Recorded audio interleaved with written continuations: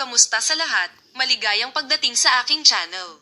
Sina Engin Akurek at Tagbo Buyek Usten, isa sa mga pinakasikat na mag-asawa sa buong mundo, ay naganap muli sa agenda ng magazine sa Turkish telebisyon at mundo ng sinehan.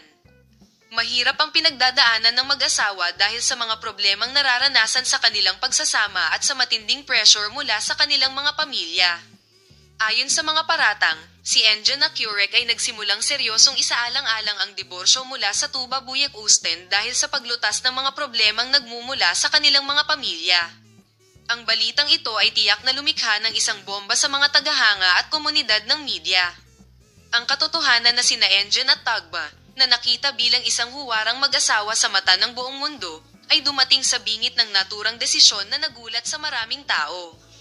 Ang mga problemang naranasan ng mag-asawa sa kanilang pagsasama at ang mga detalye ng prosesong ito ay naging paksa ng matinding pag-usisa.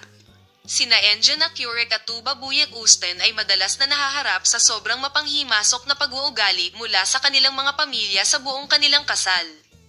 Ang pamilya ni Insi, lalo na, ay sinubukang makialam sa maraming desisyon na ginawa ng mag-asawa.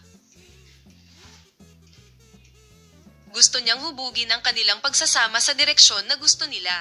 Ang pamilya ni Tagba ay hindi nagpahuli sa prosesong ito at nagsimulang maglagay ng pressure sa kanilang anak na si Tagba. Ayon sa aleman na impormasyon mula sa mga malapit sa mag-asawa, ang patuloy na interbensyon ng mga pamilya at ang pressure sa mag-asawa ay nagdulot ng malalaking salungatan sa kasal ni na Engin at Tagba. Si Engin, sa partikular, ay nagsabi na siya ay naipit sa pagitan ng dalawang pamilya at na hindi na niya kayang tiisin ang pressure na ito. Sinabi naman ni Tagba na nahihirapan siyang makayanan ang mga inaasahan ng kanyang pamilya, ngunit pinilit pa rin niyang iligtas ang kanyang kasal. Ayon sa kanyang malapit na bilog, si Engin Akurek ay lubos na nalulula sa walang katapusang mga interbensyon at panggigipit ng mga pamilya. Matagal nang tahimik na tinitingnan ni Engin ang sitwasyong ito at sinusuri ang sitwasyon.